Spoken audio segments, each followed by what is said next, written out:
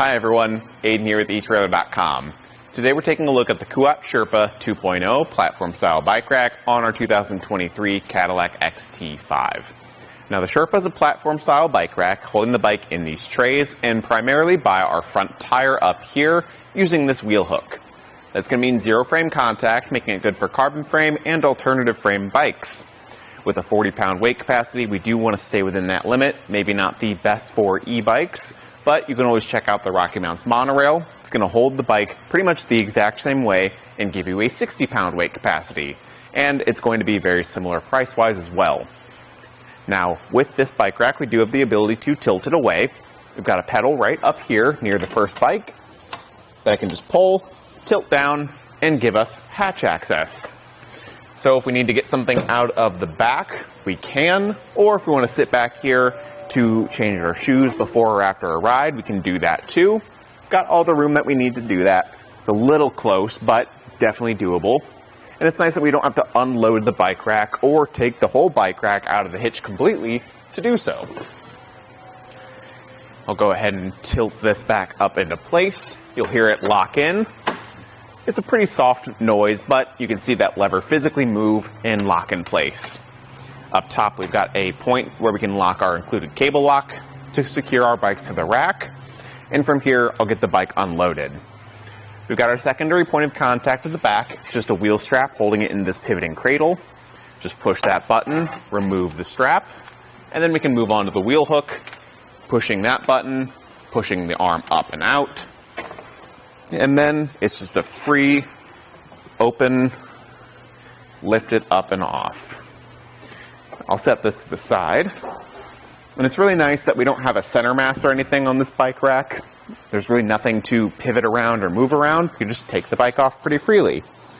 You can see that pivoting I was mentioning with this back cradle here to accommodate for different wheelbases. And then we can just fold up the cradle up front as well as the hook. And from here, get some measurements. Our ground clearance at the back end is going to be 26 inches.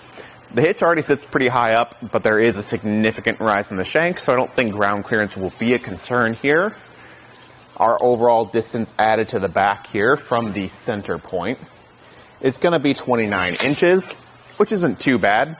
But if we have bikes unloaded, maybe you want to leave the bike rack in the hitch so it's ready to go for next time, just come to that same pedal, fold the whole rack upright, and that new distance added is only going to be 12 inches, so it's a lot more condensed here. It doesn't come too close to the vehicle either. We've got 2 to 3 inches of space at any point, if not more, so I don't think we'll have to worry about vehicle contact. Our license plate still is fairly visible, and even our backup camera is somewhat visible. This arm kind of comes right in front of it, so just be mindful of it that you're going to have limited visibility there. At the bottom, we've got our tool-free anti-rattle knob. That's going to tighten things up in the hitch and keep it nice and solid. And then it's working with our 2-inch by 2-inch receiver tube and comes with a locking hitch pin.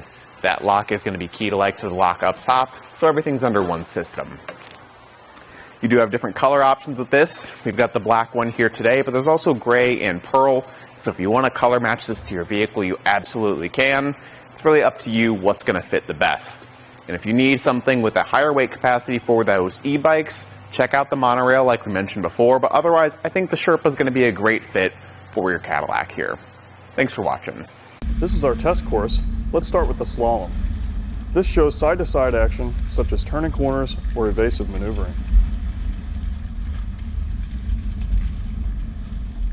Then on to our alternating speed bumps. This shows twisting action such as hitting curbs, potholes, road debris, or uneven pavement.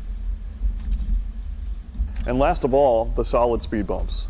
This shows up and down action, such as driving through a parking lot or parking garage, or driving in and out of a driveway.